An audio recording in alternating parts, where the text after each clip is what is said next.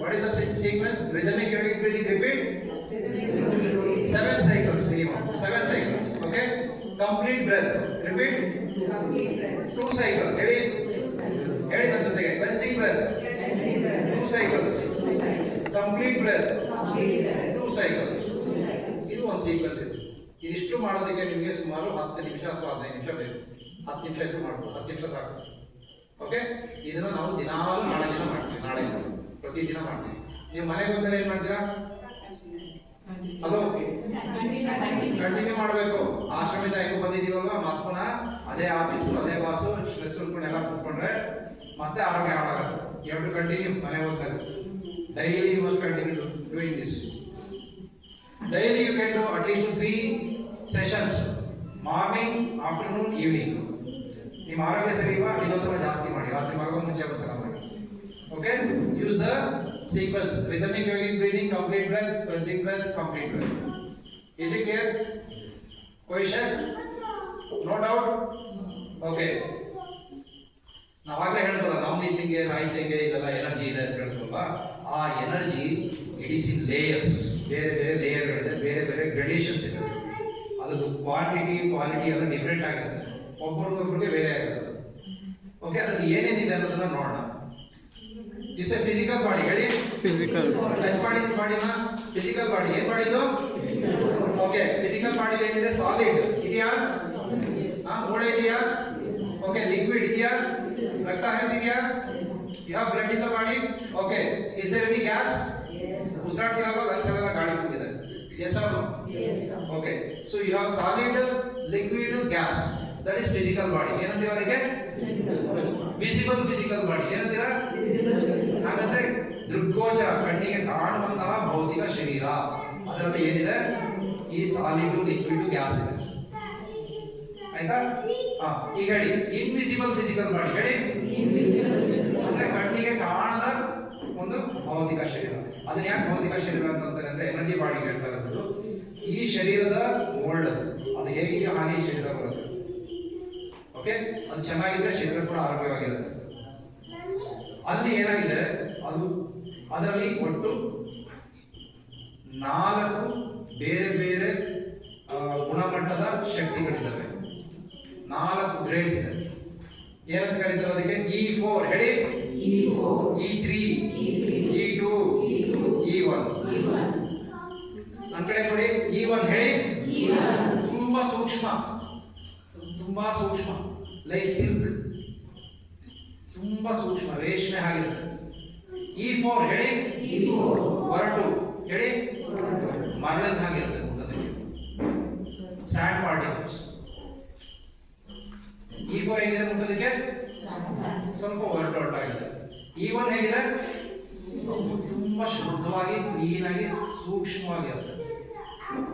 In general ಒಬ್ಬ ವ್ಯಕ್ತಿಗೆ E1 ಸ್ವಲ್ಪ ಇರುತ್ತೆ, ಕಡಿಮೆ ಇರುತ್ತೆ. E2 ಅದಕ್ಕಿಂತ ಸ್ವಲ್ಪ ಜಾಸ್ತಿ ಇರುತ್ತೆ. E3 ಸ್ವಲ್ಪ ಜಾಸ್ತಿ ಇರುತ್ತೆ. E4 ಮ್ಯಾಕ್ಸಿಮಮ್ ಇರುತ್ತೆ.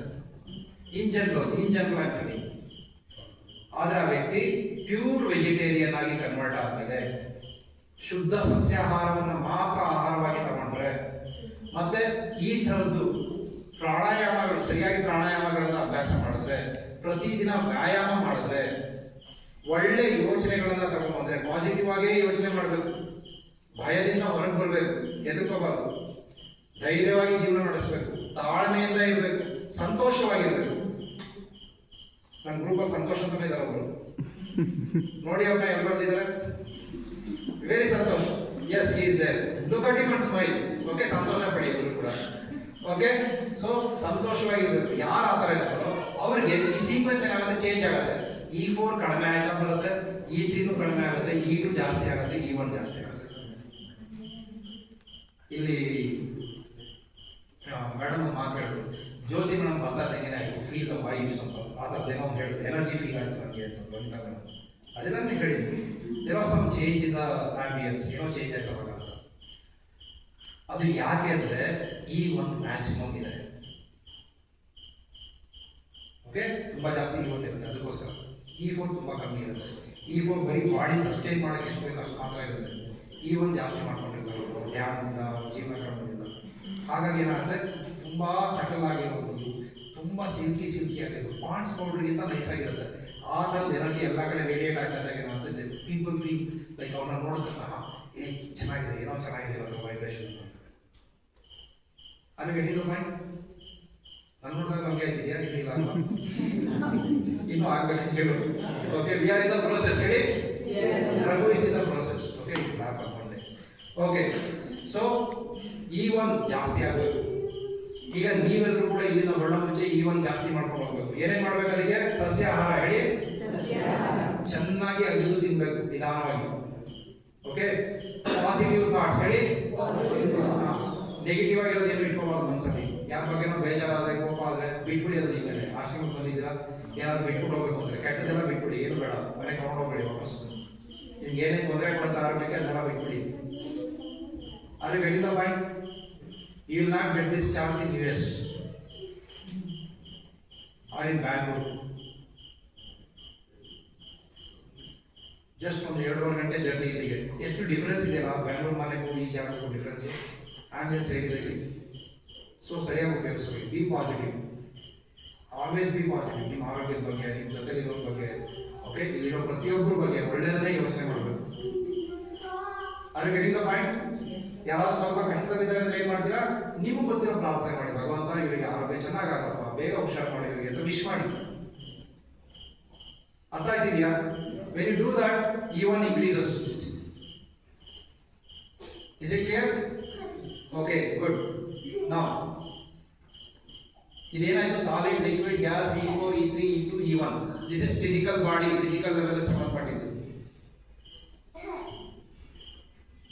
ಓಕೆ, ಎಲ್ಲರೂ ಹೇಳಿ ಫಿಸಿಕಲ್ ಬಾಡಿ. ಹೇಳಿ, ಹೇಳಿ ಮುಟ್ಬೇಕು, ನಾನು ಹೇಳ್ಕೊಟ್ಟಾಗ ಮಾಡ್ಬೇಕು. Okay, physical body, then you do like this.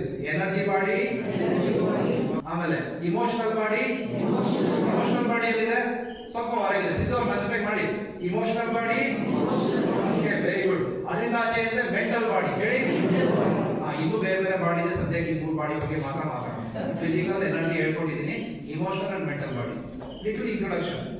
Okay, emotional body. Repeat, emotions. ಹೇಳಿ, ನಿಮ್ಮಲ್ಲಿ ಏನೇನು ಭಾವನೆಗಳು ಉತ್ಪತ್ತಿ ಆಗುತ್ತೋ ಅದೆಲ್ಲ ಇಮೋಷನಲ್ ಬಾಡಿ ಉತ್ಪತ್ತಿ ಆಗುತ್ತೆ. ಅಲ್ಲಿರುತ್ತೆ ನಿಮ್ಗಾಗೋ ಸಂತೋಷ, ದುಃಖ, ಬೇಜಾರು, ಕೋಪ ಎಲ್ಲ ಅದಿದೆ. ನನ್ನ ಫೀಲಿಂಗ್ಸೇ ಅರ್ಥ ಮಾಡ್ಕೊಳ್ಳಲ್ಲ ನನ್ನ ಗಂಡ ಅಂತ ಹೇಳ್ತಾರಲ್ಲ. ಸೊ ಏನಾಗಿದೆ? ಇಮೋಷನಲ್ ಬಾಡಿ ಗಂಡಂದು ಅಷ್ಟು ಚೆನ್ನಾಗಿ ವೈಬ್ರೇಟ್ ಆಯ್ತಾ ಇಲ್ಲ. ಹೆಂಡತಿ ಪ್ರಕಾರ ಗಂಡ ಮಾತ್ರ ಬೇರೆ ಸ್ಟೋರಿ ಇರ್ತದೆ. ಓಕೆ, ನನ್ನ ಫೀಲಿಂಗ್ಸೇ ಅರ್ಥ ಮಾಡ್ಕೊಳ್ಳಲ್ಲ, ನನ್ನ ಭಾವನೆಗಳೇ ಅರ್ಥ ಮಾಡ್ಕೊಳ್ಳಲ್ಲ.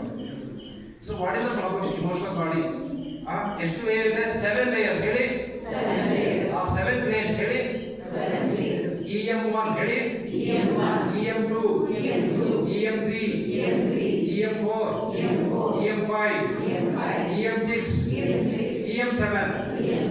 That means EM1 is very nice silk.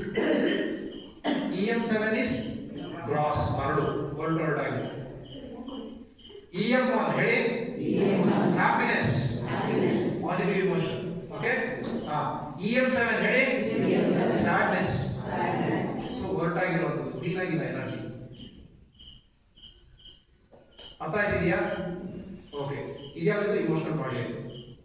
ಇದನ್ನ ರೆಡ್ಡಿ ಸರ್ ನಮಗೆ 1 ವರ್ಷ 1.5 ವರ್ಷ ಪಾಠ ಮಾಡ್ತಾರೆ. ಬುಕ್ ಸ್ಟಡಿ ಯಾವುದು ಇದೆ ಅದು. I am just giving you in a nutshell in few minutes. EM1 to EM7 over. Now all of you say mental body. ಹೇಳಿ, you say M1. ಹೇಳಿ, M2, M3, M4. There is a book called A.E. Powell, Mental Body. You read that. Okay? ಈ M1 to M4 4 plane ಆಯ್ತಲ್ಲ, ಅದ್ರ ಮೇಲ್ಗಡೆ 3 plane ಇದೆ mind. That's called abstract mind, castle body, ಕಾರಣ ಶರೀರ. C1, C2, C3 ಏನಿದೆ ಅದರಲ್ಲಿ? But ನಾನು ನೀವೆಲ್ಲ ಎಲ್ಲಿದ್ದೀವಿ? ಕಾಸಲ್ ಬಾಡಿಯಲ್ಲಿ ನಮ್ಮ ಪ್ರೆಸೆನ್ಸ್ ಇದೆ. ಅಲ್ಲಿಂದ ಕೆಳಗಡೆ ರೇಡಿಯೇಟ್ ಆಯ್ತಾ ಇದೀವಿ ನಾವು. ಓಕೆ, ನಾವು just to make you little alert. ಇದೊಂದು ಟೀಚಿಂಗ್ ಕೂಡ ಸಿಗುತ್ತೆ ನಿಮಗೆ. Okay, all of you do like this. Move your body. Okay, move your body, move your body. What are you doing? Answer the question. What are you doing? You are, what are you doing? I am? Okay, repeat. I am moving the body. నేను శరీరము చలిస్తా ఉన్నాను.